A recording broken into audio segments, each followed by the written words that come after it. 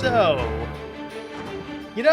I try to, like, as a matter of principle, I generally try to watch the movies legally. But this time I couldn't.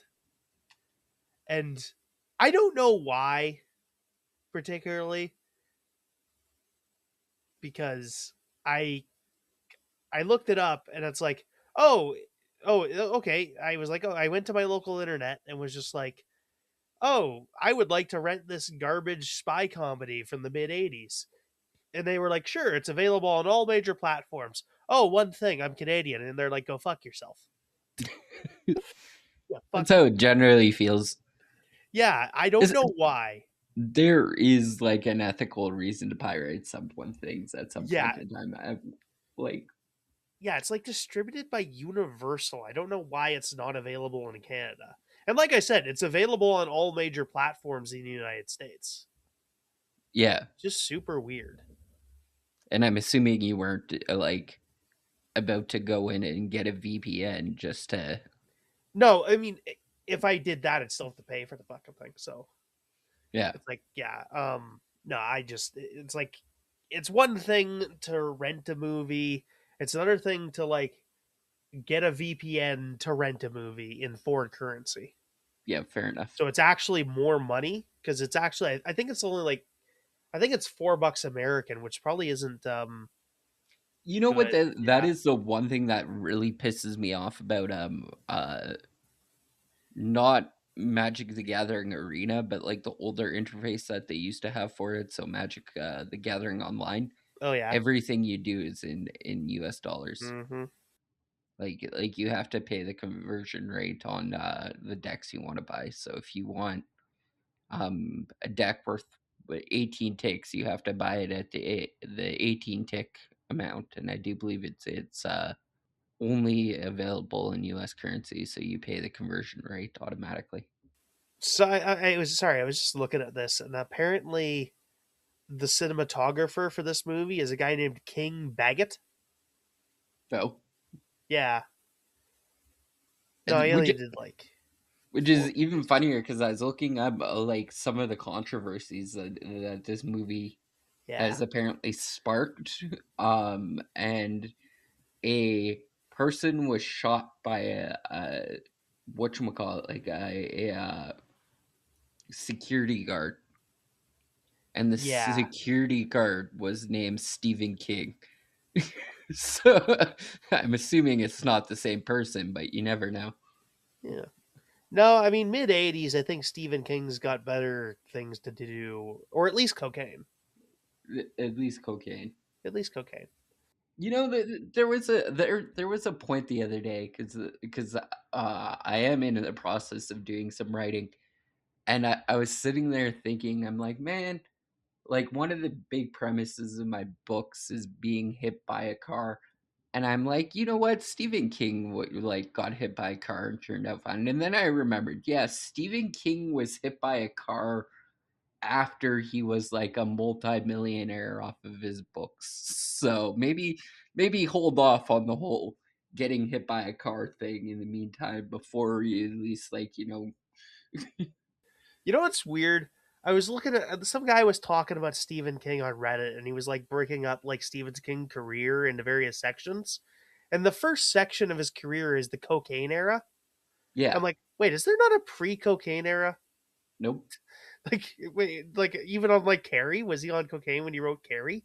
Because I think that's his first one. No, that's his first novel. Yeah. So that, He was a high school because I've read Stephen King's autobiography, yeah, or at least like the section he put out before he went on to like his on writing section. Um, so he gave his autobiography. No, he was not currently doing cocaine at that point in time. I okay. think it was the second publication of Carrie that he sold like his not the paperback, or maybe it was the paperback rights to his book that he got like copious amounts of money for, um and then probably started doing cocaine when he wasn't like not starving So it was essentially. pretty early on, though. Yes. Okay, that's yeah. Which is funny because actually, because I was listening to a lot of Stephen King. I just finished or I'm about to finish Under the Dome in the audiobook format, which was like 44 hours. And like while I was walking to work in the middle of this the winter, it was like you punch out like a good chunk of that um because it was a 40-minute walk to work, but ever since I got my e-scooter back, it's been like 10-minute chunks that I've gotten Mhm. through this novel. But he did a really weird fucking section where he was talking about this dog named Horace, and he did a full entire chapter from this dog's point of view, and the ghost of its old owner or tried to talk this dog into bringing like this envelope full of like the main character or the main protagonist's like wrongdoing to like a journalist so that they can publish it. And I'm like, man, that cocaine would have been hitting fairly hard if he was actually doing cocaine while he wrote that chapter still. Yeah, I Because know. he was not on cocaine when he wrote that chapter, apparently. Because this is like after he was uh, free from cocaine, I guess. So this week I think I mentioned this last time, but we're doing the film Gotcha Yes. from 1985. It's a spy. Okay, that is spy action quote unquote comedy film starring Anthony Edwards, who's like a big. I think he was in Law and Order for like 8 seasons or something like that. And then Anthony Edwards and I think the guys that directed it were also in Revenge of the Nerds. yeah, yeah, that's So this that was that's the like, director's big claim to fame is Revenge of the Nerds. Jeff Canu is the director, but he's like, yeah, that's like his big thing. Um, yeah, and apparently this is like actually a thing, like down in the States. Like this whole entire game is an actual yeah, thing. Okay. I guess it's something they've made. I think they call it Assassin generally. Um, Yeah. but and this is also some pretty early movie. Yeah, it's also starring the other principal actor is Linda Fiorentino, who's pretty early in her career at this point. This is her second film. She's in Vision Quest before this, and she'll go on to be in some other stuff. She's got some some smaller film awards. I think she's one of the main lady sidekicks in Men in Black, so she's in that and a few other things. I don't know if she ever has like a big standout role. She's in Dogma. Yeah. Yeah, she's fairly prominent in that. But yeah, I don't. Yeah, she's not okay. She got a few good numbers of movies anyway. Yeah, and this is directed the year after Revenge of the Nerds. And you can kind of tell that this is the Revenge of the Nerds guy. I don't know. It's just like there's certain. I think there's a moment right at the end where it really shows off, where it's really shown off. But yeah. So no, I Sorry, haven't had. Anthony Edwards was in ER. Yeah, yeah, he was in that for several seasons. I think I mentioned You that. said Law and Order. Did I? Yep. Sorry, I'm an ER. Those are two very different genres, but also I pretty much the same thing. I feel like those share some audience. I don't know. I also can't watch doctor shows anymore. I don't like it. It's triggers like mental anxiety nowadays. I don't know. Anyway, Fair enough. but yeah, this is a big box office bomb from 1985, which came up $2 million short of its $12 million budget. Because it's not very good. Let's just start with that. It's just not a very good movie. Um, but notably, kind of what brought me onto this is kind of the larger controversy around the film. Um, so in the early '80s, we were coming up to this moment where there was going to be a bunch of regulation and like controversy over toy guns. Sure. Yeah, notably, that toy guns toward the mid '80s were getting more and more common and more realistic. And like this was starting to draw some concerns. And also like by toy guns, I'm including not just like uh sound making, like just like toy things that make sound. I'm also like lumping in like laser pistols and paintball guns and other stuff like and like water pistols. And I don't know if Nerf's quite around yet, but Nerf would also fit into my definition of what I'm calling a toy gun, just as like a word on definitions here. But and then they were becoming more real looking toward the mid '80s, and this was eventually drawing some concerns. There was some incidents, especially with the like paintball gun, like paintball stuff, and like little projectile things that did shoot out some sort of projectile of like thing of people like getting poking their eyes out and stuff. These and that sort of thing.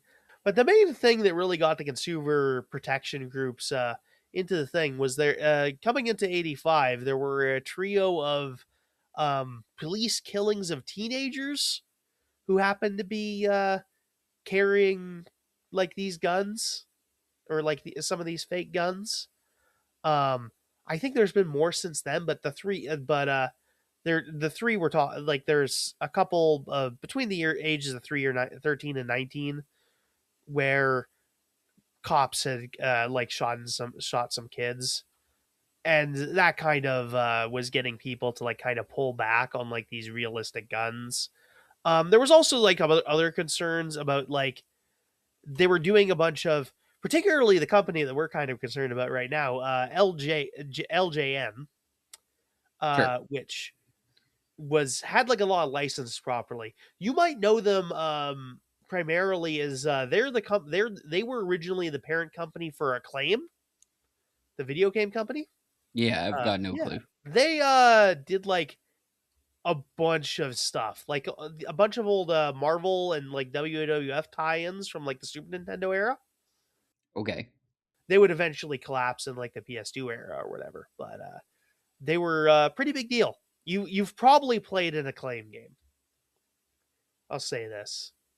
There's that, and then so LJN, their big thing was they had a line of guns called Entertech, which was water guns, which were designed to look a lot like regular guns. There were even like I believe a licensed line of them that went with the Rambo movie, which leads us into our other concerns about in the mid '80s. People were like making children's media about like Rambo and RoboCop and Gotcha.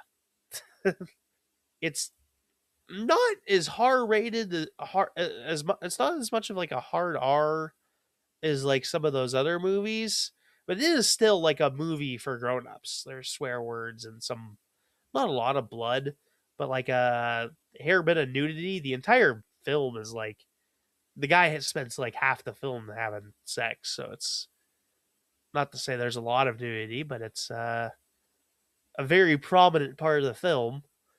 So yeah, there was this issue of like people just being like, I don't know about licensing out these R-rated movies as cartoons, and this might have been extra supercharged by like particularly like the Rambo stuff, and then a GI Joe, and this was maybe a bit more. People were a bit more sensitive about this in the post Vietnam era about like having like very pro military like cartoons on TV.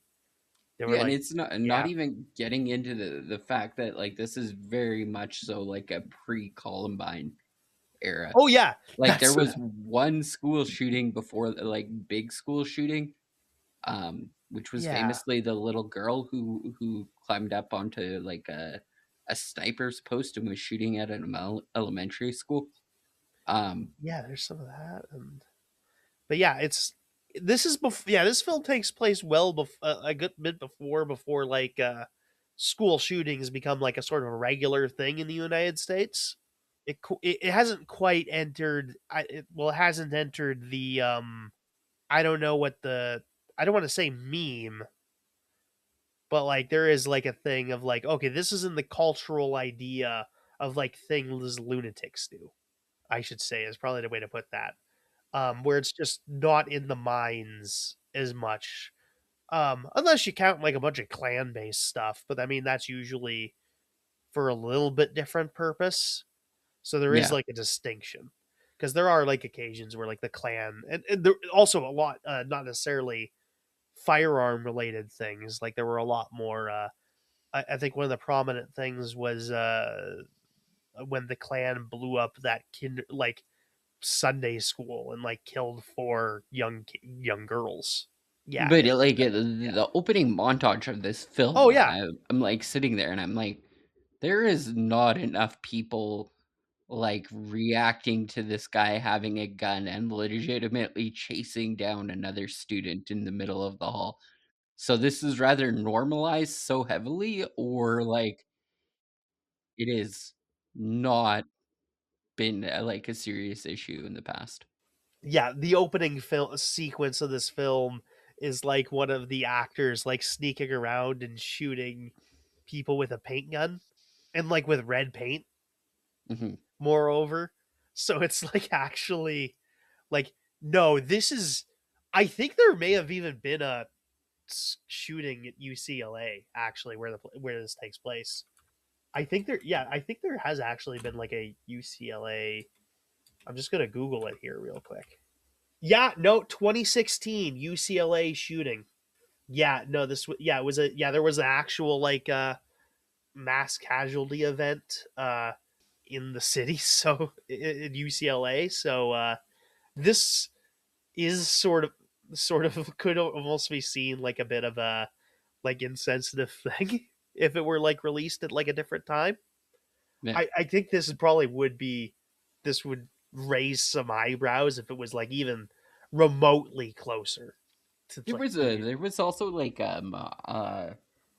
another film yeah because there was a couple when I searched up the film Gotcha. Apparently yeah there there was a 2016 film about like this brothers YouTube prankster videos like yeah causing this guy to go insane because the brother actually ends up dying and he thinks it's just another one of his like YouTube pranks or whatever. I don't know. That's what I got from the synopsis. I wasn't gonna sit down and watch it. So yeah I think there's like another yeah there's like a couple other movies by this name by the and anyway, the point of what my toy gun rant was about is there was like a big toy gun contract for this game for this movie. Like they were gonna like tie in a new paintball line, yeah, LJN, and that went badly. yeah, fair Um, enough. they lost at least $35 million on that deal. Jeez. Yeah, that's more than they lost in the movie. Okay. Honestly, yeah, like I don't think even the movie it didn't do well. Like the movie lost money, but they lost a lot of money on this deal, Mhm. which is a bad like sign because it was just under because LJN had just been bought by a company called MCA, Yeah. which yeah, this isn't a good sign, and the company will eventually in the next 5 years start shutting down. And then the only thing that's still standing is the video game department in Acclaim. It's almost like a sorry, like somebody being like, "Hey, yeah, I just got this giant part for this major blockbuster movie, and I'm gonna be famous." And then that movie turns out to be uh, I don't know, the Super Mario Brothers movie or like the the that other one. Mortal Kombat, yeah, live action films. And then they also produce LJN. Also eventually develops a video, publishes a video game, developed by Atlas actually, and it's called Gotcha the Sport, and it's like completely unrelated to the movie. Yeah, It's like it's got the same gun on it, but it's like a capture the flag thing. It's a light gun game. I have no clue It what that means. like Duck Hunt. Oh, okay. Yeah, Well, I yeah, mean, because that was a big success. yeah. I mean, it didn't. This didn't do nearly as well as Duck Hunt. Yeah, Yeah, this was so the Entertech paintball gun is seen prominently in the opening section of the movie. It very much does look like a real gun. yeah, Not like if you look closely, it's like okay, this isn't like a regular pistol, clearly.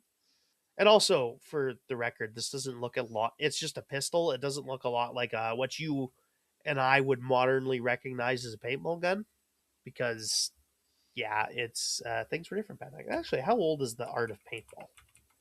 Yeah, paintball's well, paintball actually is fairly brand new. It's starts first played in 81 is like a sport. So I think it was invented maybe a little bit before that. But yeah, it's unimportant. But anyway, yeah, so LJN ends up losing a shit ton of money on this because the movie fails, the product line fails, and they're gonna have to do a bunch of like a downplaying of like how these toys work. And we do seeing like after the mid '80s pass by, we do start seeing a lot more guns that aren't photorealist, like even like close to realistic. They use a lot more plasticky colors, bright colors and whatnot. So people don't mix them up with regular guns, and by people I mean police. Uh, but and there are, and I should also point out there are some incidents of like people using like these fake guns to rob places in different places. Not all that's on LJN, but yeah. yeah. But yeah, there's a lot of reasons this industry is going to go through some changes, Fair and they're enough. happening like as this movie comes out, very much. So I know the So, Ram. Yeah. out of curiosity, why did you text me and ask me if this film has subtitles? Oh, because mine didn't, and there's like chunks of this movie where like people are just speaking German. Oh, so you don't even know what happened during that period of time? Because I was gonna ask you if you knew what was happening during that period of Oh time. yeah, Like, no. Oh yeah, because oh yeah. By the way, this is we're talking about paintball. A bunch of this after we get into the film, we'll swiftly stop talking about paintball because it's literally just like the beginning of the movie to try to sell paintballs. I don't know why they didn't just make a paintball movie. Like promote your cool new sport, my dudes. yeah, not a clue. And like you could have made that a kids movie actually. Mhm. But yeah, a lot about this movie just sounds like something very corporate. But yeah, that's kind of and that I had watched like a documentary on like this whole gun fiasco, and when I heard about this movie, I'm like, "Oh, that's the sort of thing I like to do." Is like look at like movies in related to a more interesting topic and like watch onto them and like what gets a hint of what these like dumb side plots are. But yeah, as we said, the movie opens with like these guys playing assassin, basically, which is like they're sneaking around. This one side character sneaking around and like shooting at people with a paintball gun, and never getting the cops called on them because I guess people know they're doing this, even though people absolutely get in trouble for this. Eventually, notably, we see a point where our main character gets in trouble because he stains he like bumps into a lady and like spills something on her shirt. I also think that this game's actually seeing a resurgence because I've seen videos online where Oh high yeah, school students are like paying parents to go in and shoot their kid with a water gun. So I'm starting to think that maybe there's like at least it's water guns and at least it's like people have played this sort of thing all the time. Yeah. Okay, Yeah, no, it's a I don't know if it's like organized like this, but it's yeah, it's people do it all the time. It's just you like I'm sure a certain amount of the audience heard me say like, "Oh, they were playing assassin," and like definitely knew what I was talking about right then. fair enough. But yeah, it's just a game. It's gun tag basically. Gun tag, Yeah, gun tag. last one standing, essentially. Yeah.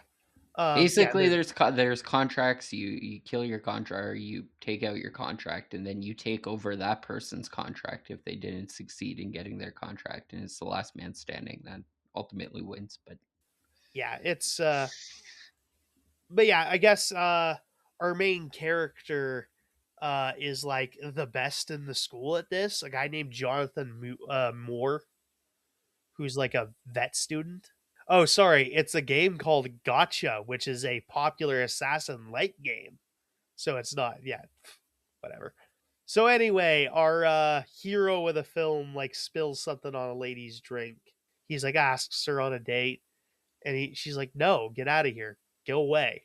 And that'll be the things for the next several minutes. And he at the next scene we get her talking about our main character deciding he wants to go to Paris with his friend Manilow, who is Hispanic, and that's relevant to the plot. I guess I got to bring it up. whose main pickup line is to tell women he's an international terrorist? Yeah, which is really weird because like he's like a gang member. Like, why is he just telling people that? This is I don't know. Not a clue. That's yeah, yeah. He's it's different, but like Manilow's like the smooth one apparently. Again, this is really this is directed by, and like I think even written by the Dan. I think even written by the guys who did Revenge of the Nerds. No, he didn't write Revenge of the Nerds. Actually, sorry, but yeah, this is directed by the Revenge of the Nerds guys. So I don't know if this movie's attitude toward women is the best. Thankfully, I don't think it gets to be too big an issue. I don't know this is ever quite. Yeah. Okay. There's some weird stuff, but Yep. I don't know that it's like we'll get to it, but I don't know that most of the female characters are like going through what they are in that movie. Fair enough. Yeah. But yeah, I don't think this is I maybe wouldn't be reading as much into it if I didn't know this guy did Revenge of the Nerds, Yeah. is my point. But they decide they're going to Paris. So they go to Paris, and that was the last of the paintball scenes. Yep. Basically, three sentences. Until the end of the film, where Yeah, it just becomes yeah, extremely prevalent, I guess. yeah, and then yeah, at the end of the film where we find out that he has a trank gun. Where he finds a trank gun, which is shown in the earlier part of the movie, which looks exactly like the paintball gun. Which is yeah, whatever, weird. But yeah, yeah, I guess there's like a few bits like they foreshadow that there's a trank gun hidden in the school, because the Also, yeah this is not a good thing. They literally brought a lion into this scene, shot him with a trank tiger. gun, and they're like, Yeah. yeah. So the dosage of this fucking trank gun that they have lying Oh around yeah, is like meant to take down like 300 or 400 pound animals. So they shoot anybody with this. yeah, They're um, definitely going to sleep, if not straight up just overdosing and dying. yeah, But which isn't an issue because they're KGB spies. But like yeah. until the end of the film, Yeah, no, yeah, we're gonna talk. Let's talk about it now because at the end of the film, he meets with the girl that we just talked about that he spilled her drink on her sweater, and at yeah, the end of the film, he's walking away, and he says hi to her, and she's just like, "Go away, creep," because he is. He's being mhm, weird, and he's like an asshole, and he like spilled a drink on her. Uh, and so he decides to take his trank gun loaded with tiger tranquilizer and then shoot her in the ass yep, out of the response for that, which is not appropriate. I no, feel that's fair. Like it's like we got to question whether or not he's killing the guys these like I don't know what the dosage is between tranquilizing people versus tranquilizing tigers, but it might not be Hopefully, good. The vet student might know better than me, but still, this probably gets him expelled because yeah, just like up to this fine point, fine, but now he is like put a fellow student to the hospital for like no reason. So that's how this movie ends, by the way.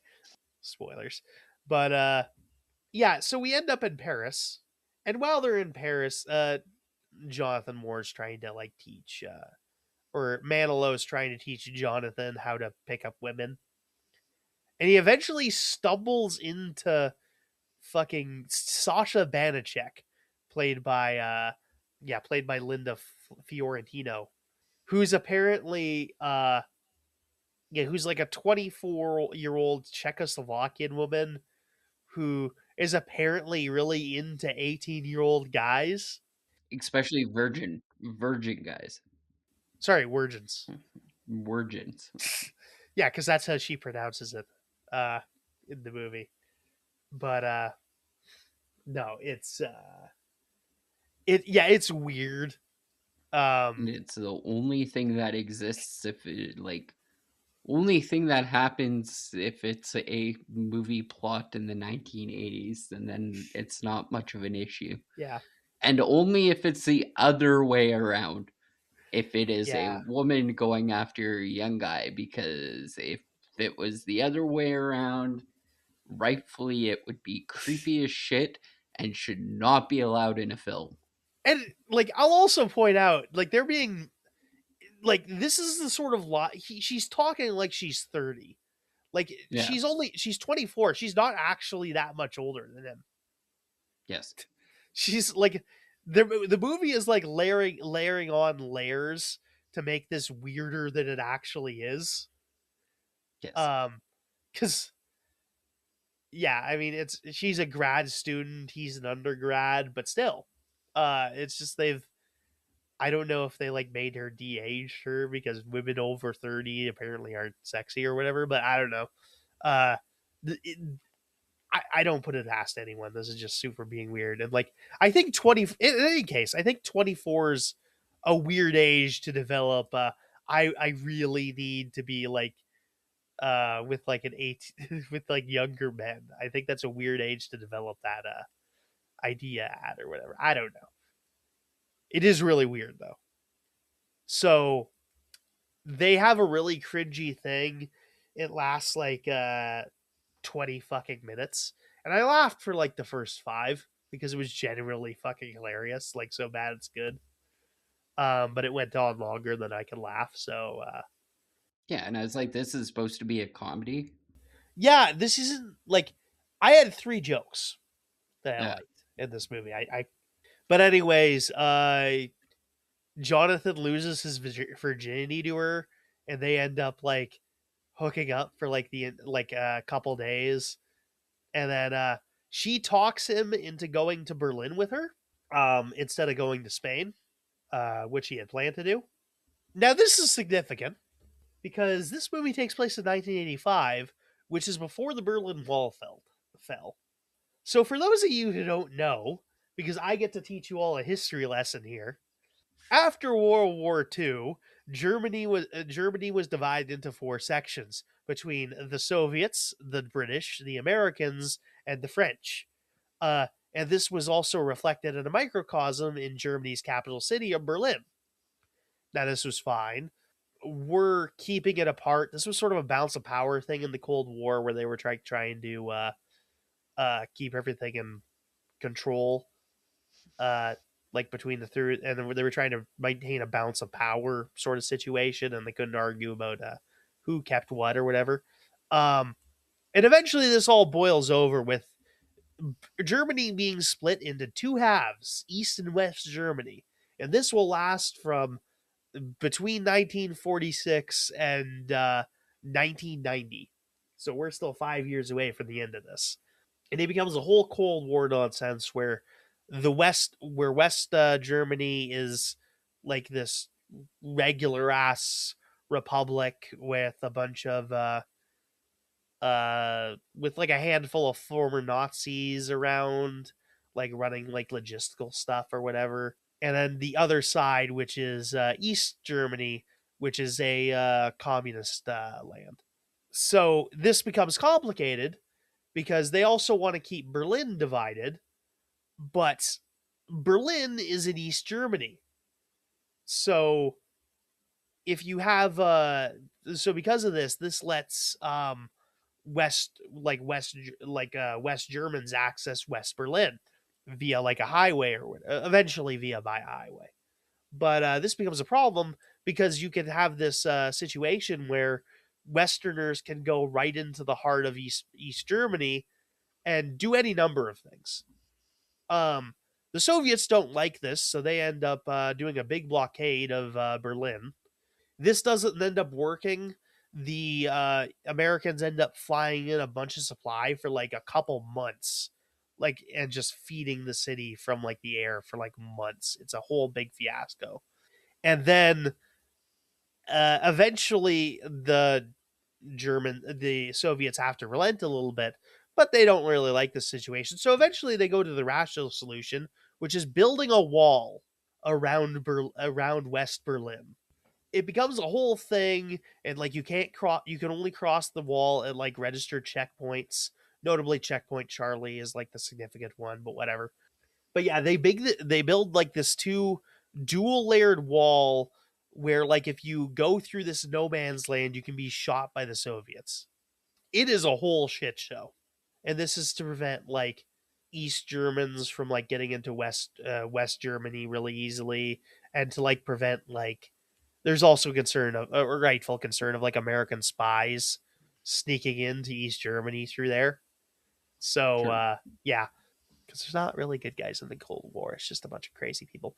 But I mean, in this situation, the East Germans look a little bit crazier than the Westerners. I'll say that. Um, so it's a big deal. Um, so yeah, the city basically gets divided in half. Um, and to this day, like there's a bit of a divide between East and West Berlin, and also East and West Germany, where like a bunch of former Soviet stuffs like sitting around. This film is notably only filmed in West Berlin because you can't, yeah, you can't get American filming to go in East Berlin. But so you can tell. I've actually been to Berlin, so like I can tell that like, oh yeah, none of this is in East Berlin. Like it's just super obvious actually when you like know what you're looking at. It's a good thing that Kyle's actually well traveled because I have no clue about any I've of this history. I So, mean I've literally just been here like to Berlin and nowhere else. well, Yeah, that is that's my that.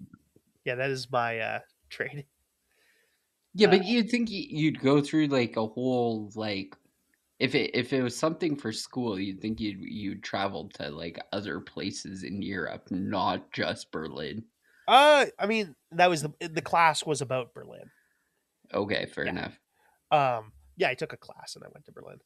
Yeah, so needless to say, given this scenario, like Berlin is actually like a really good place to set a spy movie Hmm. or like a novel, but whatever. Yeah, it's actually this really rich location to do a bunch of espionage stuff. So A plus setting for a spy movie. But yeah, so we're getting the hint. We're getting like hinted at that Sasha is some sort of spy. We're not sure who for. She could be possibly German. She could be, but yeah, they're not sure who she's working for. Which is kind of funny, considering like like claims that she's a quote unquote courier. But I guess like yeah, like a courier doesn't exactly know what they're bringing over, and I'm pretty sure it's been stated before that like FedEx and the US Postal Services have probably like transported more drugs around America than actual drug dealers. So Yeah, it's something. So they part ways with Milano and go to West Berlin. They spend some time there, and then Sasha's just like, hey, let's go to East Berlin. Now, they go through a lot. It's actually really complicated to go to East Berlin. You have to like, you're allowed to exchange like a certain amount of money. It's actually a terrible exchange rate because they're doing it 1 to 1, which isn't actually good. Um, We do that. no, I mean there's an exchange rate, but it's There is an exchange rate, but we work in the co-op, we take everything at face value. We do not give them the exchange rate. So if you've got $10 American, we're taking $10 American because I guess we're dicks. I don't.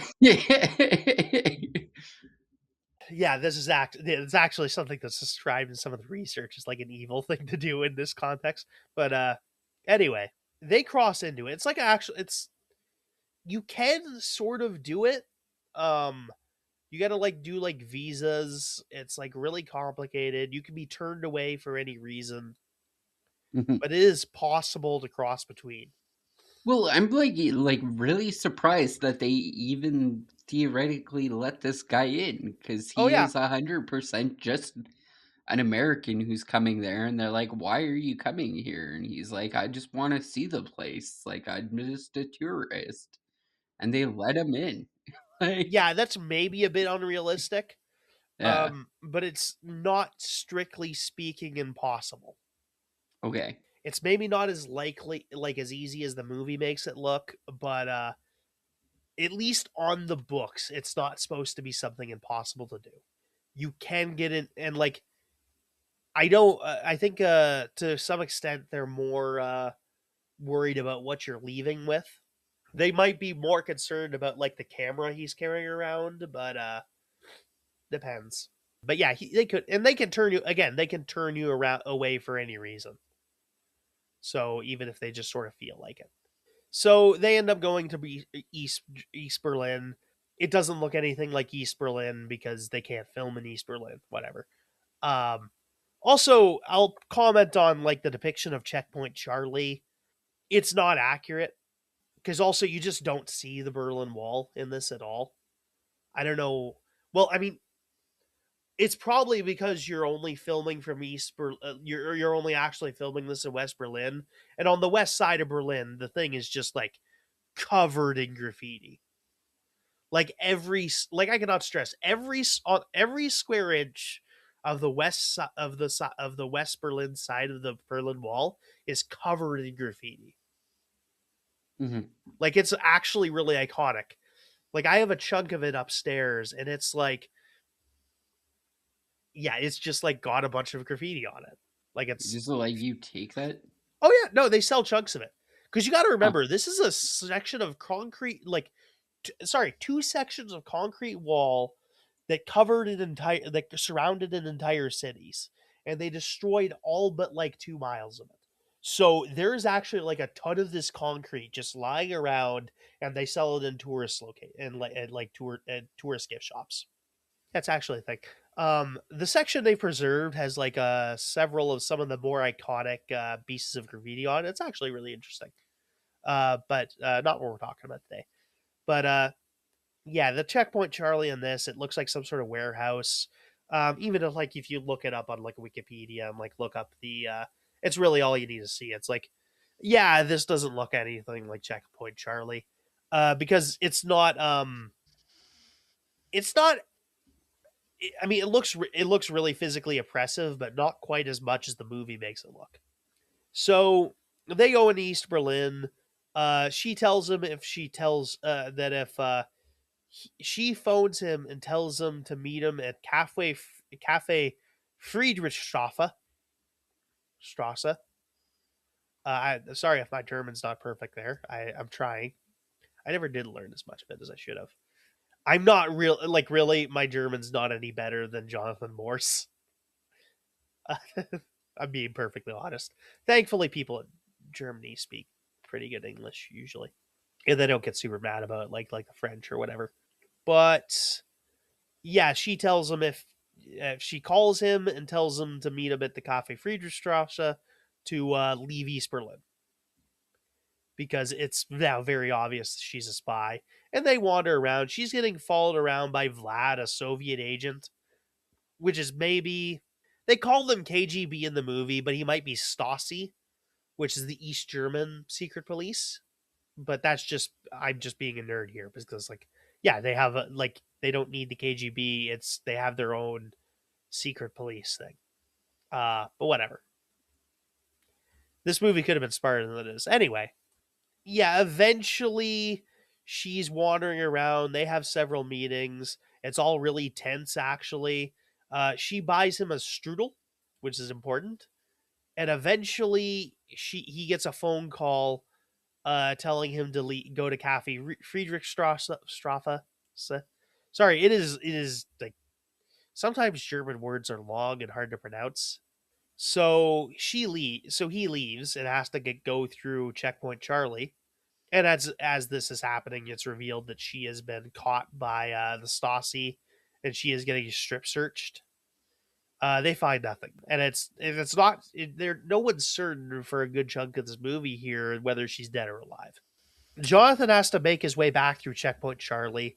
They're a little flagging him as suspicious at this point, and he gets strip searched. All they find on him though is a Playboy, which he's just like, "Oh, you're not allowed to bring pornography into East Berlin or the DDR, as they're putting it, because that's Das Deutschland Democratic Republic. In English, it's often called the GDR, but German, it's DDR, which is like the official name for East Germany." So he gets strip shirted, and they find the Playboy, and they have to, and he's like, "Oh, we got to confiscate this. This is illegal to import," which is actually true. Although they shouldn't have let him in with it, I guess. But yeah, it's actually it is. I did look this up. It is actually illegal to import pornography into East Germany. I don't know if it's illegal to make. There were some people that like secretly made it in the East German military, but that's beside the point. Yeah, he is actually not allowed to bring this into the DDR. Also, maybe he just takes it, but whatever. That's not important. So he ends up getting off basically with just like the cost of a Playboy magazine, which I'm surprised he still has. But anyway, they let him go. He gets out and he just gives East Berlin the finger because he didn't like the experience. So he goes back to his hotel in West Berlin and finds that the entire thing has been ransacked. And they've taken all his traveler checks and shit.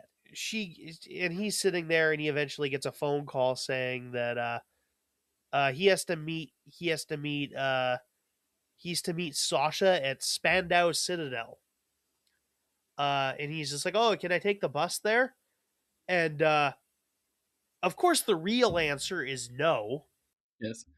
Actually, hold on. I need to double check this. No, sorry, Spandau is actually in Berlin. Sorry, I'm wrong about this. Oh yeah, I think I know where this is. But yeah, it's a fortress within Berlin. So yeah, it's okay. So where this is, it's Spandau Citadel. It's in West Berlin. It's on the river, or it's near the river. I actually don't know if this is where they filmed the movie.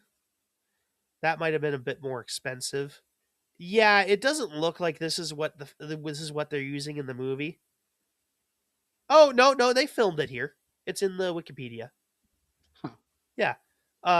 So yeah, Spandau is like a place along the river. So like it's just a yeah, it's just a little fortress. It's early. It's like a built in like a 12th century, but I think the current one is like 16th century, or like as we know it today. But there's been stuff forever. And it managed to like it did actually manage to survive like the Battle of Britain or Berlin. So it's yeah, it's actually where like they negotiated some surrendering during the war.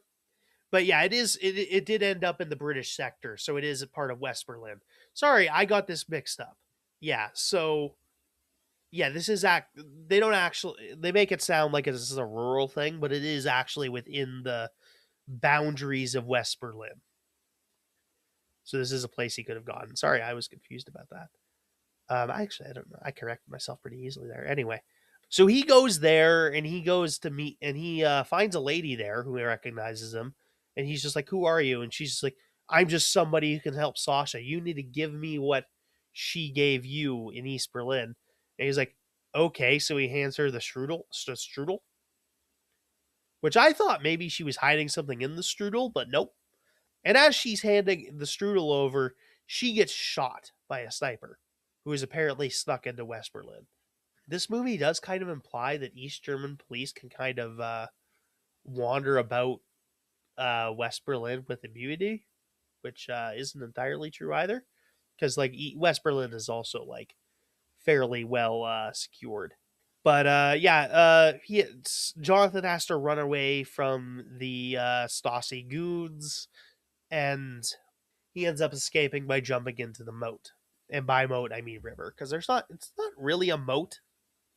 No, I guess there is a bit of a moat. But it's not like a moat in like the traditional sense. It's just like they built an extension onto the river that goes around the fortress.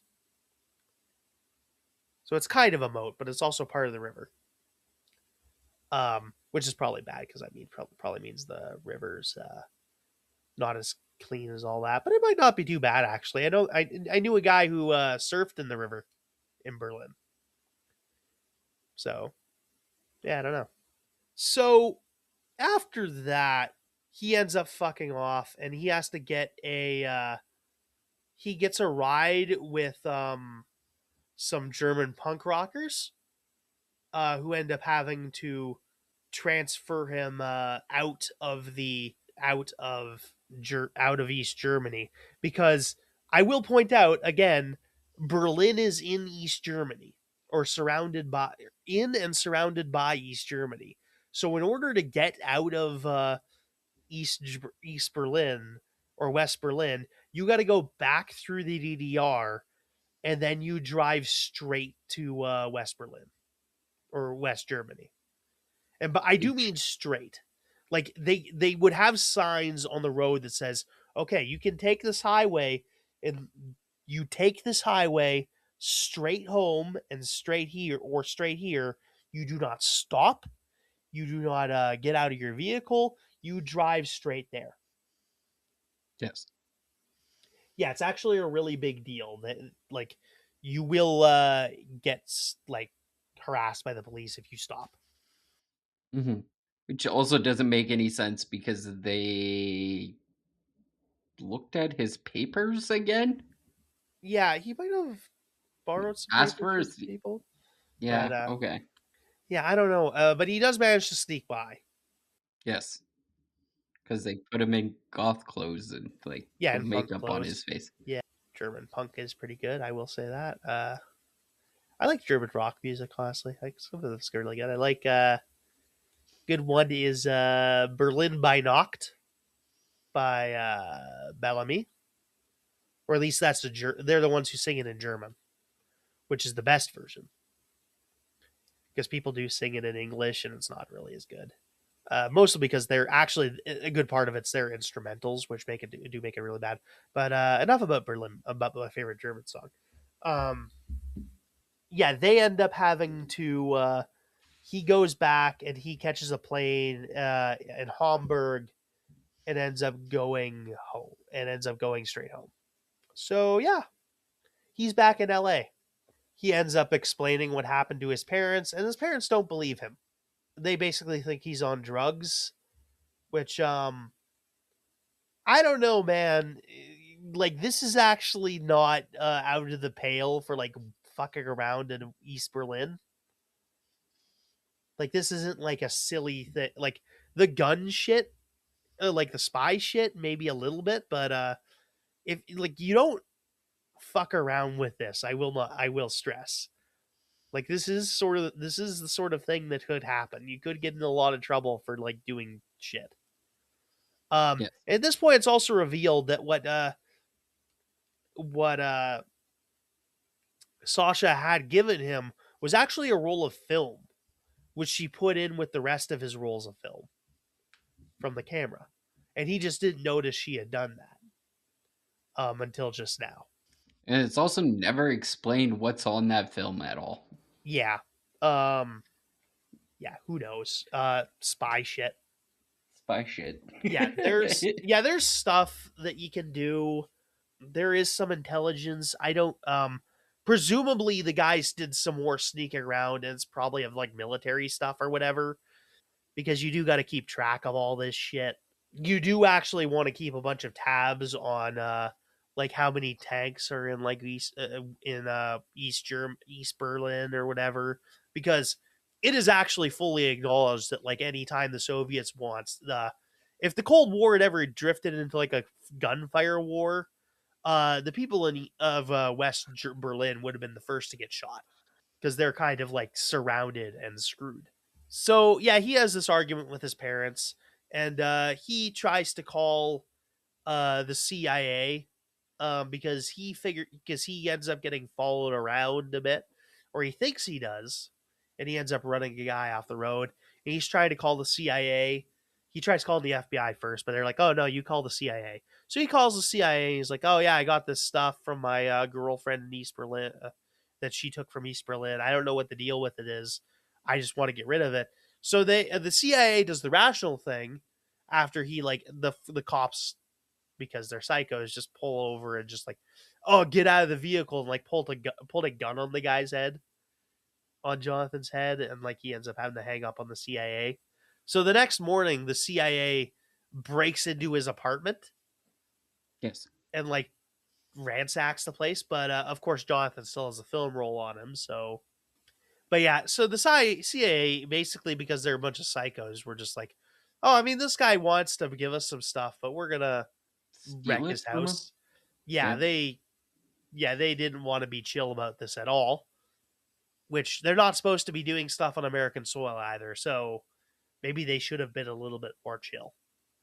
Not that I expect better from them. So eventually, Jonathan does get to the CIA because he doesn't know they ransacked him yet. He just saw the guys walk out of his house. He heard them speak English a bit, but who knows what that means. So Jonathan goes to the CIA and he sees Sasha palling around with the guys who broke into his house. So he fucks off and he talks to Manilow, who's back from his trip, and he decides to do something crazy. So he's just like to Manilow, hey, do you still know the homeboys? Yep. Yeah, no, this isn't like at all. Like, I had not until this second he'd even considered that he might be a member of the homeboys or any sort of gang. It seems like a very big fucking plot hole that they should have just brought in.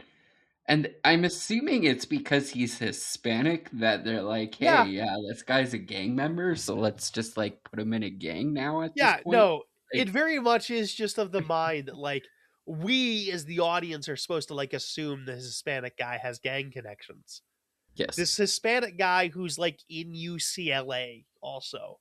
Also as a veterinarian, like, Yeah, student? it is like intensely clean cut. Like there's no indication this guy has any sort of gang. Tattoos? Yeah, no tattoos. Like that's all that would you would just need to like show a guy him like have like a covered up tattoo. And then this would have been fine, basically. But he's just like the most clean guy ever, looking guy ever. Anyway, the homeboys help separate he Sasha tries to get a hold of him. I don't know also how the fuck did Sasha get back to the USA? This is an obvious question. What do you Like, mean? oh, like the Stassi had her and Yeah. like Okay, yeah. they should have just I don't know why they didn't keep her. Yeah. Even then, this is like they would have had to have been like a prisoner transfer or something real quick. Mhm. But anyway, yeah, it's also a bit of a plot hole. It's also a really big plot hole in why she's in this place in the for like in this situation in the first place. Because like she even says later on, she's like, "Yeah, I'm not really like an operative type person. I'm normally like behind the scenes." So all of a sudden, she's like deeply involved in this whole entire like KGB plot.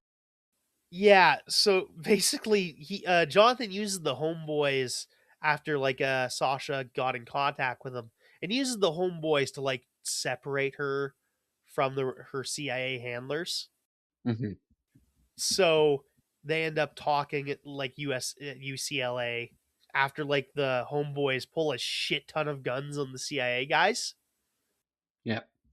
And then the Manilow is just like, remember the Alamo, but like as a threat, which is great. Like that was my third joke I laughed at in this movie. I think the only joke that I really liked was the running gag that the Hispanic uh, housekeeper, I guess she would be, like, Oh yeah, doesn't understand anything that Jonathan's saying, and is like, "Yeah, Jonathan's not here. He's gone to Europe," and he's like, "No, I'm Jonathan, and I'm calling to ask where my parents are." And she still I doesn't mean, get it, but yeah, that never landed for me. I'm gonna be I honest. think I think it didn't land for the first couple of times, and then he is talking to her when he gets back, and he's like, "Yeah, I can't pull the wool over your eyes, can I?" Or something like that to the gardener. But I don't know. I just think her accent wasn't thick enough to pull off that joke. I don't know, but anyway. But yeah, I do like that they did a remember the Alamo, but like as a threat. The Alamo, for those of you who don't know, is like a incident from the beginning of the Mexican American War in which the USA got their ass kicked yes, by the Mexican army. It's where Davy Crockett died. It's a whole thing. The Texans like to say it because they want to avenge. I'm not getting into what the fucking bullshit was with the Mexican American War. I don't have time for this. Anyway, moving on. I already given you two whole history lessons. Give me a okay, fair break. enough. Uh, so Jonathan and Sasha are having the conversation, and at this point, it's actually revealed that she's actually Cheryl Brewster, an American from Pittsburgh. She's been faking her accent the whole time. It's yeah, yeah. This is honestly, this would have been a lot more tense if there would have been a lot more tensity to this film if like she had died in East Berlin. Yes, Like normally, like there's this thing about like because I don't even think that qualifies as like killing her to like do character development on his part. I think it also like just makes the plot more tense. yeah, I think that's maybe a better version of the movie. I don't know.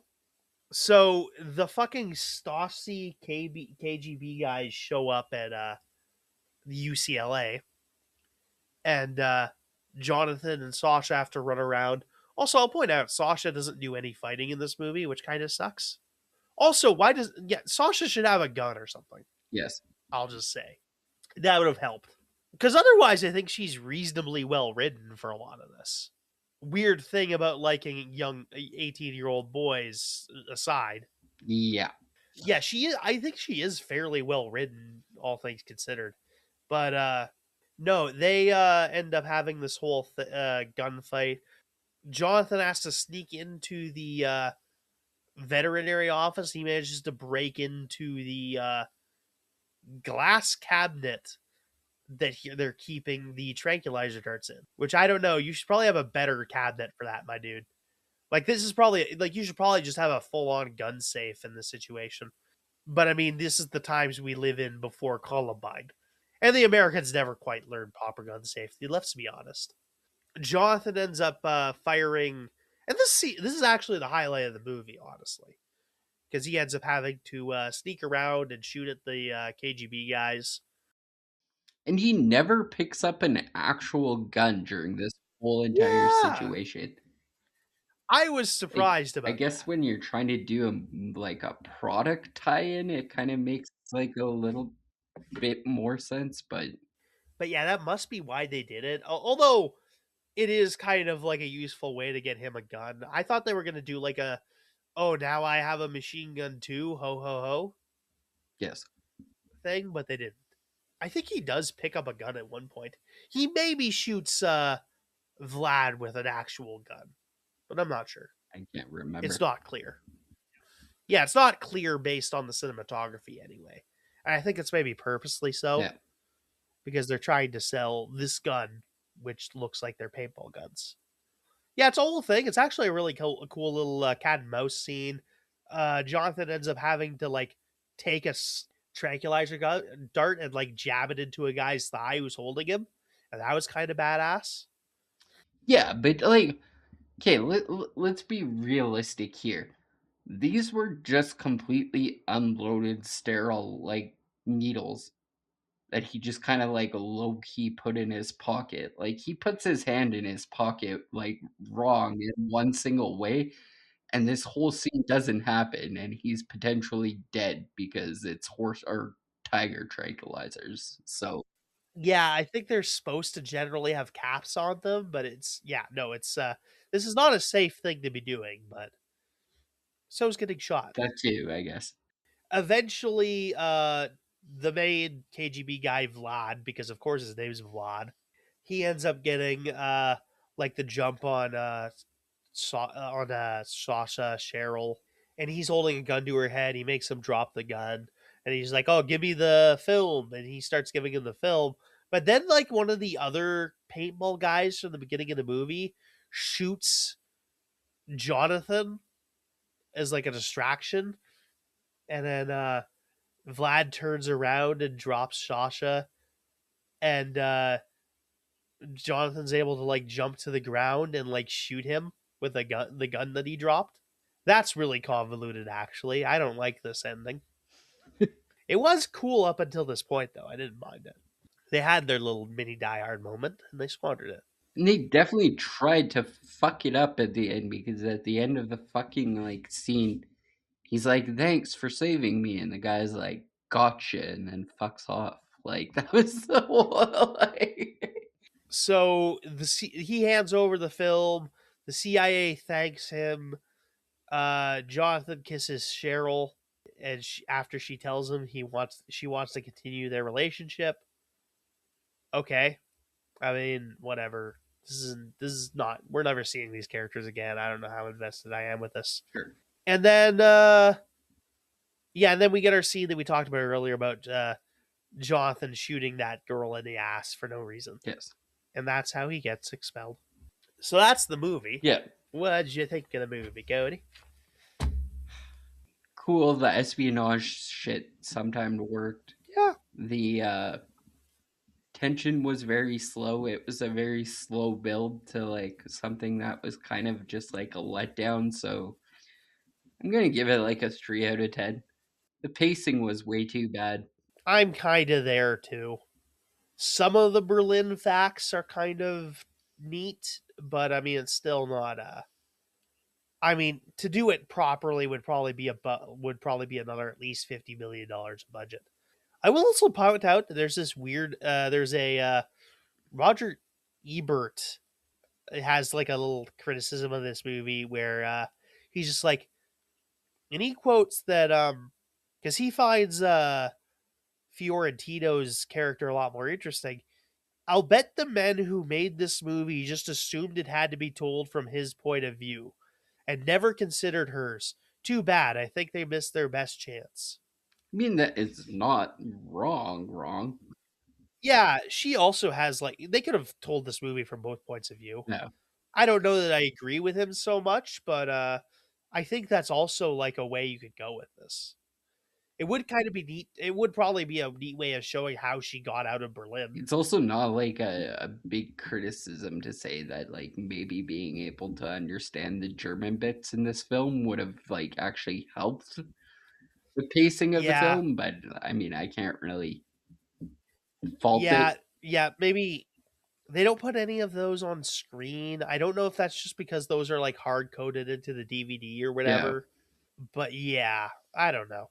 And it's like we said, this movie's not a comedy, but it's not really funny. It's romance, and it's neither romantic enough or spicy enough to get away with like to be like a selling point. Mhm. Because it's honestly a bit it's very adolescent of like, oh yeah, yeah, no, actually, like the cute girl actually likes that I've never had sex before. Yeah, not a clue. I don't like that I had to put that in It's my just like words. the direction of it is just I don't know. Yeah. Again, it's not romantic enough and it's not saucy enough. And it's not actiony enough in my opinion. Yeah, also, yes, there's not enough action. Like, it's just not hitting any of the marks that it's supposed to hit. Not enough espionage, let's be honest. There's some good plot points, but there's not a lot of espionage on screen. Yeah. They needed to like double down on something, Mhm. and they did. Except for, movie tie-ins, I guess. That's what they doubled down on. Yep.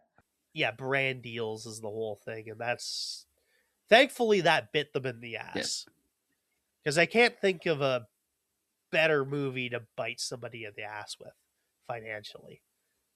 Because these they didn't make a good movie and they got exactly what they deserved. Mhm. I'll say that. Like, I think that, here's my opinion, like, the last movie that I watched that was very similar, had the same kinda plot, was, Tetris with, the guy who played, uh, Elton John in the Rocket Man movie, where he was trying to set, and that had way more action and way more espionage and, like, way more stakes somehow than this film did, so Yeah, but yeah, they needed more focus. Yeah, put in more of put it, drop one of the like taglines from this and like put it into the other ones, and you probably got an okay movie. If you drop two of the elements and focus on the other ones, you probably got a good movie. mhm, Yeah, it's like it can either be a spy action movie, a spy comedy romance, a sauce or whatever. Just they do a terrible job. And they were gonna use this to market like a paintball line, which is doubly. So I don't know what we're doing next. I haven't even started editing the last episode. I'm going to be perfectly honest. fair enough. You do not sound healthy Yeah, right now. yeah, that's part of it, and actually, it's not too bad. It's just my fucking a lot of the nasal stuff, right, is really bad for recording. Yeah, sorry about that again. But yeah, we'll see. Like, comment, subscribe, follow our Facebook. You can follow me at Lord's Brokenshire at bluesky.social. Buy my book, The Pennsylvanian, at most major retailers, like digital retailers. And yeah, see you next time.